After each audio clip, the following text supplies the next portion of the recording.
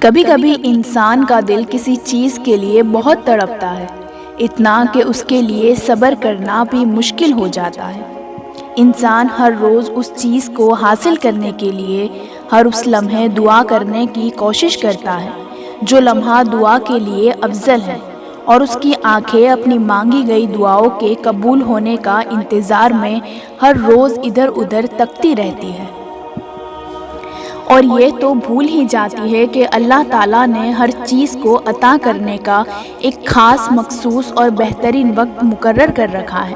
ہمیں یاد رکھنا چاہیے کہ اگر ہمیں کسی چیز کو حاصل کرنے کی اتنی چاہت ہے تو اس چاہت کرنے والے دل کا مالک کون ہے؟ یہ چاہت بھی تو اسی رب نے دل میں ڈالی ہے تاکہ تم اس کے لیے دعا کر سکو، اور وہ تمہاری خواہش کو بہترین کر کے تمہیں عطا کر سکے۔ اور وہ تو خواہش ہی دل میں تب ڈالتا ہے جب وہ تمہارے نصیب میں لکھ دیتا ہے۔ دعا تو بس ہمارے ہی درجات بلند کرنے کا ایک ذریعہ ہے۔ بس تھوڑا سا انتظار باقی ہے تمہاری چاہت کو اللہ کی چاہ بنانے کے لیے، تھوڑی اور اطاعت باقی ہے۔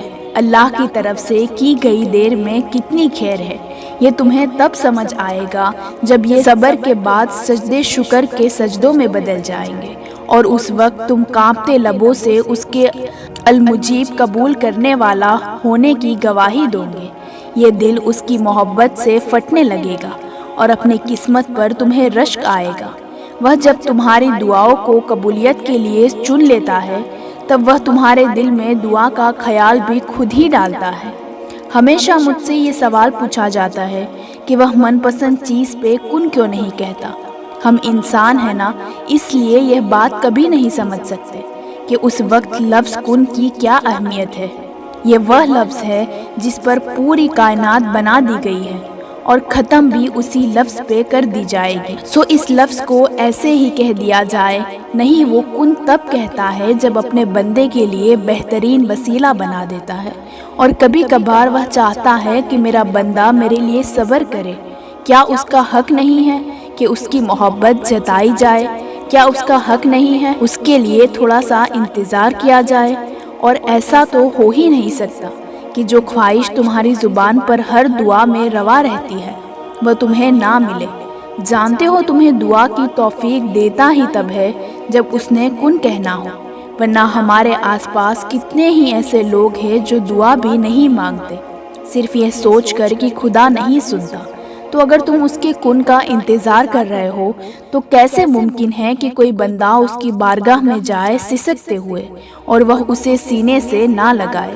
سو بس انتظار کرو، وہ انتظار کرنے والوں کے لیے ہی معجزے کرتا ہے۔ ہم جو بھی سوچتے ہیں یا جو بھی خیال ہمارے دل میں آتا ہے اس کی بھی کوئی وجہ ضرور ہوتی ہے۔ وہ خیال ایسے ہی نہیں آ جاتا دل میں، اللہ کی طرف سے ہی ہوتا ہے۔ اکثر میرے دل میں ایک بات آتی ہے کہ کیا جو کسی کے لیے اچھا نہیں سوچتے کیا وہ بھی اللہ کی طرف سے ہوتا ہے؟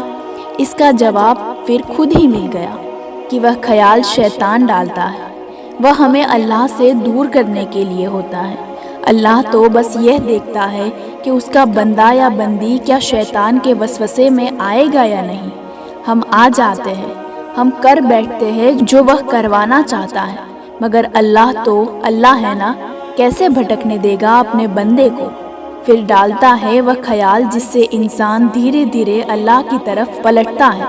ہم اللہ کی طرف ایسے ہی نہیں لوٹ کے جاتے، اللہ ہمیں اپنی طرف لے کر آتا ہے۔ لیکن ان کے جو واقعی اس کی طرف لوٹ کر جانا چاہتے ہیں، بن مانگے بہت کچھ ملتا ہے پر سب نہیں ملتا۔ ہدایت بھی اسے ہی ملتی ہے جسے اس کی چاہ ہوتی ہے۔ تو جس چیز کی چاہ ہونا اسے اللہ سے مانگتے رہا کرو۔ اسے اپنے بندے مانگتے ہوئے بہت پسند آتے ہیں، اور وہ مانگنے کی توفیق بھی انہی کو دیتا ہے جنہیں وہ عطا کرنا چاہتا ہے۔ اور کہہ دو میرے اور تمہارے درمیان اللہ گواہ کافی ہے، یقیناً وہ ہمیشہ سے اپنے بندوں کی پوری خبر رکھنے والے اور سب کچھ دیکھنے والا ہے۔ ہم مانگنے میں بڑے پکے ہیں لیکن ہم اپنے ایمان میں بہت کچے ہیں، اس لیے ہم جلدی نا امید ہو جاتے ہیں اور فوراً سوچنے لگتے ہیں کہ اللہ ہمارے ساتھ انصاف نہیں کرتا، یا اللہ ان لوگوں پہ ہی مہربانیاں کیا جا رہا ہے جو دوسروں کے ساتھ برا کرتے ہیں، یا جنہوں نے ہمارے ساتھ برا کیا ہوتا ہے۔ لیکن میں آپ کو ایک حقیقت بتاؤں، ہر انسان اپنی ہی ذات میں اپنے کیے کی سزا بھگت رہا ہے۔ ایسا نہیں ہوتا کہ آپ کو کوئی تکلیف دے اور وہ آگے بڑھ جائے، جب تک کہ آپ وہیں تڑپتے رہے۔ جو آپ دوسروں کو دیتے ہیں وہی پلٹ کر آپ تک بھی کبھی نہ کبھی ضرور آتا ہے، تاکہ آپ محسوس کر سکیں کہ فلاں وقت اس شخص نے کیا محسوس کیا ہوگا جب اس کو آپ نے یہ تکلیف دی۔ اللہ حق کا خدا ہے اور وہ حق پہ چلنے والوں کو کبھی بھی اکیلا نہیں چھوڑتا۔ وہ کہتا ہے کہ میں ظالم کی رسی سب سے زیادہ دراز کرتا ہوں، اسے ایک مدت تک مہلت دیتا ہوں کہ وہ پلٹ آئے، لیکن جب وہ تب بھی اپنے گناہوں پہ اڑا رہتا ہے تو پھر میں اسے پکڑتا ہوں۔ اور یاد رکھو، اللہ کی پکڑ بہت سخت ہوتی ہے، اس کی نظر سے کوئی بھی نہیں بچتا، چھوٹی سی چینٹی ہو یا پھر 6 فٹ لمبا انسان۔